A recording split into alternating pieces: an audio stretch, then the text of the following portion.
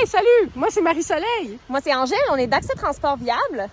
Et puis là, on est à Val-Bélair pour une méchante belle nouvelle aujourd'hui. Ce matin, le RTC annonce pour la première fois depuis près de 10 ans une bonification significative de son service à haute fréquence Métrobus. On s'en va voir ça, venez-vous-en. Exact. En gros, ce que nous annonce le RTC aujourd'hui, c'est 4 choses. La première, c'est ici à Val-Bélair, on va poursuivre l'actuel parcours Métrobus qui dessert Loretteville en partant de Sainte-Foy et on va le prolonger jusqu'à Val-Bélair.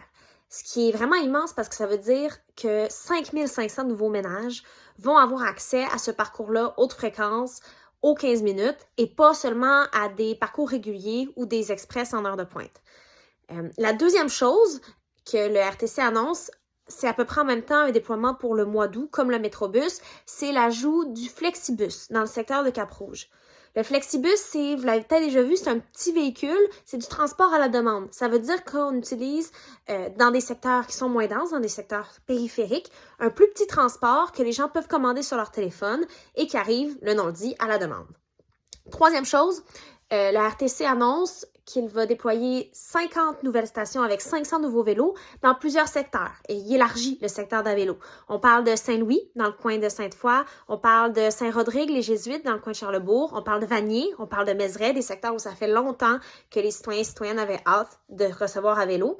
Et finalement, au mois de juillet environ, on peut s'attendre aussi au déploiement d'un nouveau parcobus dans le secteur de Lac-Saint-Charles. Et ces 4 choses-là, c'est ce qui est prévu pour 2025.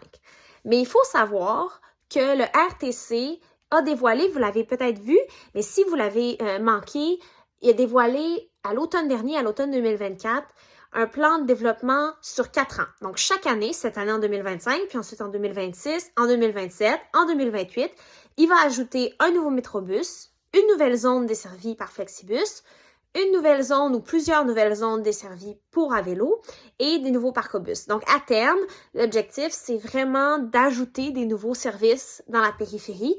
Et pour le Métrobus, il faut savoir que la dernière amélioration de secteur desservi datait de l'ajout du parcobus du Métrobus 804, c'était en 2016. Donc, il faut dire, il était vraiment temps, ça faisait presque 10 ans.